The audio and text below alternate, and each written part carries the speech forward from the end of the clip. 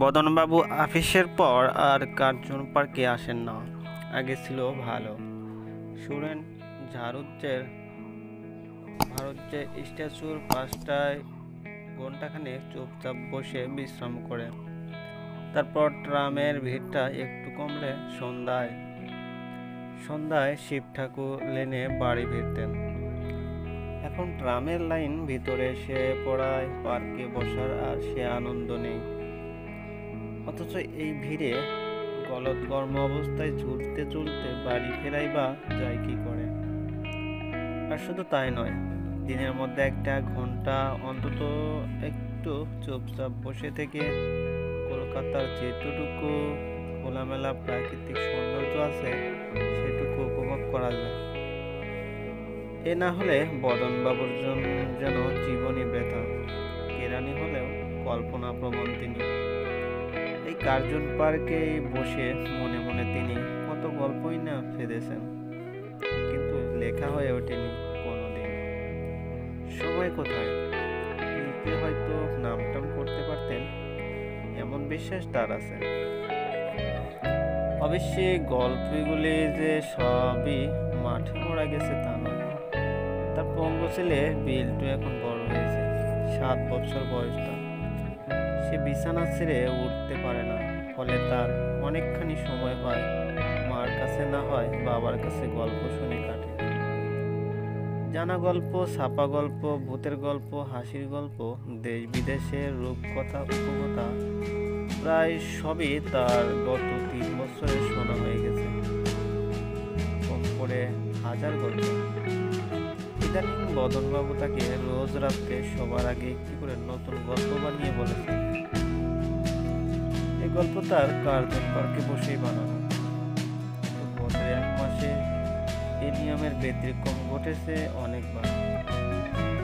যে কটি গল্প বলেছেন তাও যে তেমন জমেনি তা বিদ্যুৎ মুখ দেখে বোঝা গেছে। তা হবে নাই বা কেন? একে তো এমনিতে আপিসে কাজের চাপ, তার উপরে বিশ্রামের জায়গাটিরও সঙ্গে চিন্তার সুযুক্তিও যে লোক হয়েছে। কার্জন পার্ক ছাড়ার পর কদিন লালদিঘির তারটায় গিয়ে বসেছিলেন। ভালো লাগে না। টেলিফোনের ওই অতিকায় রাক্ষসী বাড়িটা আকাশের অনেকখানি তারপর অবশ্যই লালদিঘির মাঠেও চলে এসেছে ট্রামের বস রাস্তা, এবং বদনবাবুও বিশ্রামের অন্য জায়গায় খুঁজতে বাধ্য হয়েছে। আজ তিনি এসেছেন গঙ্গার ধারে। আউটগ্রামঘাটের দক্ষিণে রেল লাইনের ধার দিয়ে ওয়াটার পথ দিয়ে বেরিয়েছে। ওই দেখা যাচ্ছে তোপের কেল্লা, লোহার শিকের মাথায় বলটা এখনো রয়েছে, যেন কাঠির ডগায় আলোর দম। বদনবাবুর স্কুলের কথা মনে পড়ে গেল। 1টা বাজলেই গুরুম করে তোপের শব্দ, আর টিফিনের ছুটি, আর হেডমাস্টার হরিনাথবাবুর ট্যাগ করে মেলানো। জায়গাটা ঠিক নির্জন বলা চলে না। সামনেই নদীতে সার সার নৌকাবাদ, আর তার উপরে মাঝি মাল্লাদের কথাবার্তা। দূরে একটা ছাই রঙের জাপানি জাহাজ এসে নোঙর ফেলেছে। আরো দূরে খিদিরপুরের দিকটায় সন্ধ্যার আকাশ ছুঁয়ে দাঁড়িয়ে আছে মাস্তুল আর কফি কলের ঝাড়। বাহ, বেশ জায়গা, বেঞ্চটায় বসা যাক। ওই যে শুকতারা, স্টিমারের ধোঁয়ার ভিতর দিয়ে আফসা দেখা যায়।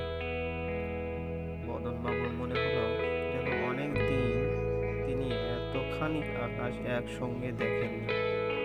আহা, কি বিরাট, কি বিশাল! এমন না হলে কল্পনার পাখি ডানা মেলে উড়বে কি করে?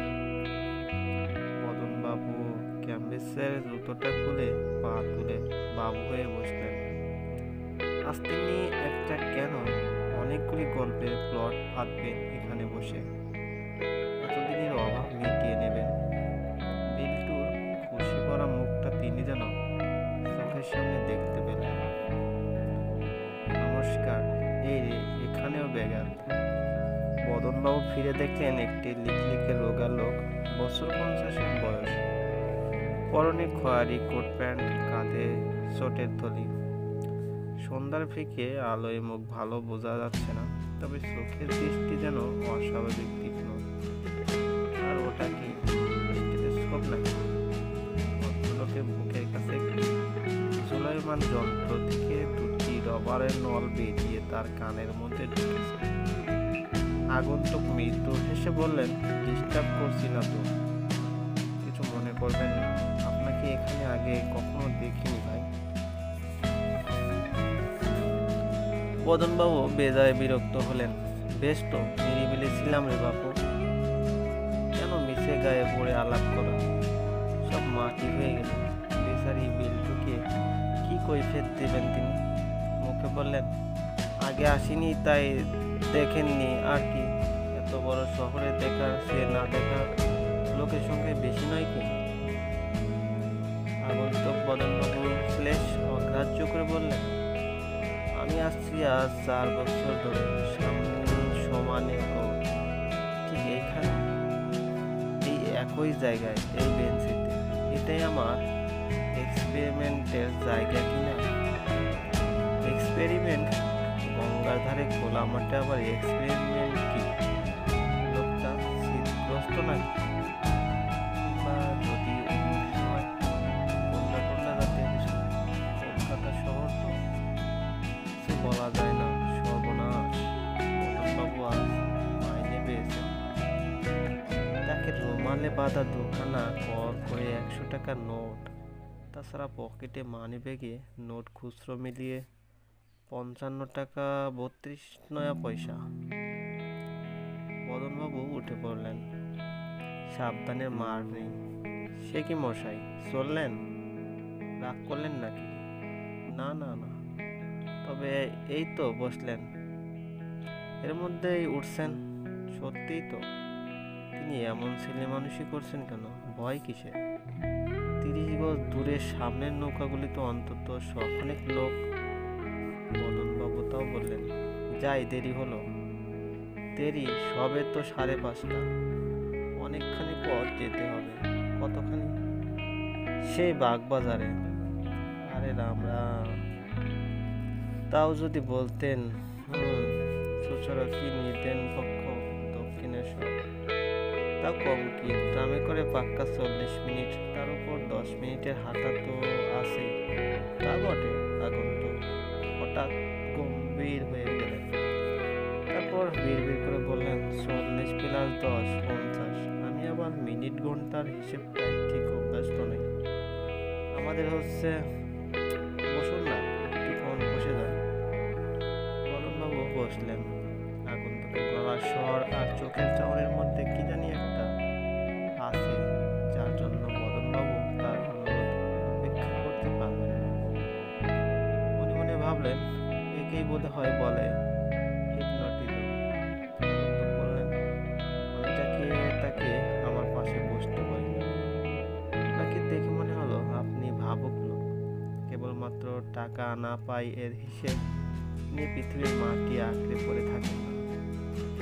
যেমন আর 99.9% লোকই বলে, কেমন কি বলি? বাবু আমতা আমতা করে বললেন, আজকে মানে আপনি বিনয়ী বটে। সেও ভালো। পড়াই আমি পছন্দ করি না। পড়াই করতে চাইলে আমার চেয়ে বেশি কেউ করতে পারত না। আগন্তুক থামলেন। তারপর কান থেকে নল দুটো খুলে যন্ত্রটা পাশে বেঞ্চের উপর রেখে বললেন, ভয় হয়। অন্ধকারে অসাবধানে সুইচে হাত পড়ে গেলেই কেলেঙ্কারি। বদনবাবুর ঠোঁটের ডগায় একটা প্রশ্ন এসে আটকে গেল।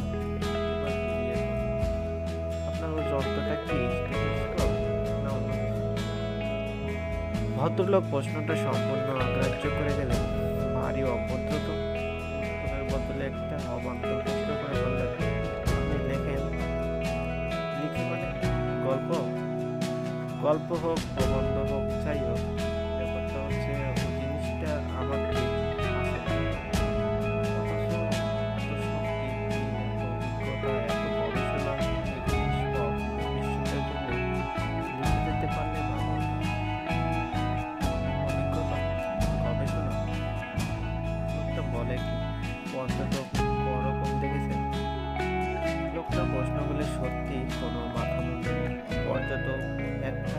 ঘোরা সৌভাগ্য কতজনের হয়? বদনবাবু বললেন, পর্যটক যে একরকমের বেশি হয় তাই তো জানতাম না। সে কি? 3 রকম তো যে কেউ বলতে পারে, জলচর, স্থলচর আর ব্রহ্মচর। প্রথম দলে Vasco da Gama, captain Scott, Columbus ইত্যাদি। স্থলে হিউয়েনসাং, মাঙ্গো পার্ক, লিভিংস্টোন, আমাদের গ্লোব স্টার্টে উইমেস চার্চ পর্যন্ত। আর আকাশে তরুণ প্রফেসর পিকার্ড, যিনি বেলুনে 50,000 ফুট উঠেছিলেন। আর এই সেদিনের ছোকরা গাগারিন। অবশ্যই এগুলো সবই খুব মামুলি। আমি যে ধরনের পর্যটকের কথা বলছি সেটা জলেও নয়, মাটিতেও নয়, আকাশেও নয়। তবে কালে মানে